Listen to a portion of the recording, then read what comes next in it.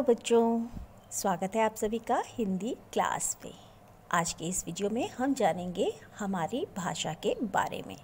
तो सबसे पहले हम जानते हैं भाषा क्या है। भाषा वो माध्यम है जिसके द्वारा हम अपनी बात दूसरों तक पहुंचाते हैं। जैसे अगर आपको खेलने जाना है तो ये बात आप अपनी मम्मा से कहेंगे, तो ये क्या है, आपने अपनी बात अपनी मम्मा तक बोलकर पहुंचाई। ऐसे ही अगर आपको अपने दोस्त को जन्मदिन पर विश करना है या शुभकामनाएं देनी है तो एक तो आप उसे बोलकर हैप्पी बर्थडे कह सकते हैं, या आप उसके लिए कोई कार्ड बनाकर उस पर अपनी भावनाएं या विचारों को लिख सकते हैं। इस तरह से आपने अपनी बात लिखकर अपने दोस्त तक पहुंचाई। तो हम यदि देखें कि भाषा की परिभाषा क्या है तो हम कह सकते हैं कि भाषा वह माध्यम है जिसके द्वारा हम अपने विचारों या भावनाओं को दूसरों तक पहुंचा सकते हैं। अब बात करते हैं भाषा के कितने रूप यानी प्रकार होते हैं। तो भाषा के मुख्य दो रूप होते हैं, मौखिक और लिखित। मौखिक रूप, भाषा का मौखिक रूप वह होता है जिसे हम बोलकर प्रकट करते हैं, यानी जब हम बोलते हैं तो यह भाषा का मौखिक रूप कहलाता है। जैसे मैं अब आपसे बात कर रही हूँ तो ये क्या है, यह भाषा का मौखिक रूप है। इसी तरह से कहानी सुनाना, टेलीफोन पर बात करना, भाषण देना, ये सब भाषा के मौखिक रूप कहलाते हैं। अब हम बात करते हैं भाषा के लिखित रूप की। भाषा का लिखित रूप वह होता है जब हम अपनी बात या विचारों को लिखकर प्रकट करते हैं। जैसे जब आप कॉपी में अपना होमवर्क कर रहे हैं तो ये क्या है, ये भाषा का लिखित रूप है क्योंकि आप इसे लिख रहे हैं।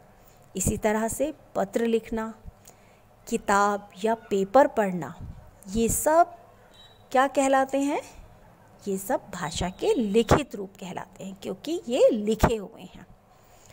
अच्छा, क्या आपको पता है भाषा का एक और रूप भी होता है और वो है सांकेतिक रूप, यानी जब हम अपनी बातों को किसी संकेत द्वारा बताते हैं।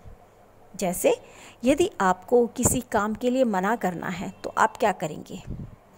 एक तरीका तो ये है कि आप कहेंगे कि मैं यह काम नहीं कर सकता या नहीं कर सकती, या फिर आप गर्दन हिलाकर मना कर सकते हैं, करते हैं ना। तो ये गर्दन हिलाकर मना करना क्या है, ये भाषा का सांकेतिक रूप है क्योंकि आप संकेत द्वारा यानी गर्दन हिलाना मतलब संकेत देकर आप अपनी बात को कह रहे हैं। इसी तरह से हाथ के इशारे से किसी को बुलाते हैं ना आप किसी को, या जब आप क्लास में बहुत शोर मचाते हैं तो टीचर इशारे से क्लास को चुप कराती हैं ना, तो वो भी क्या है, भाषा का सांकेतिक रूप। अच्छा, चौराहों पर भी आपने देखा होगा ट्रैफिक इंस्पेक्टर को हाथ के इशारों से ट्रैफिक को कंट्रोल करते हुए, तो ये भी क्या है, ये भी भाषा का सांकेतिक रूप है। लेकिन भाषा का यह रूप यानी सांकेतिक रूप जो है वो मान्य नहीं है क्योंकि कई बार संकेत सही अर्थ नहीं दे पाते, उन्हें गलत समझ लिया जाता है। जैसे अगर आपने किसी को हाथ के इशारे से बुलाया या गर्दन से हिलाकर आपने किसी को मना किया तो हो सकता है कि वो आपकी बात को समझ ही नहीं पाए, तो संकेत गलत हो गया ना।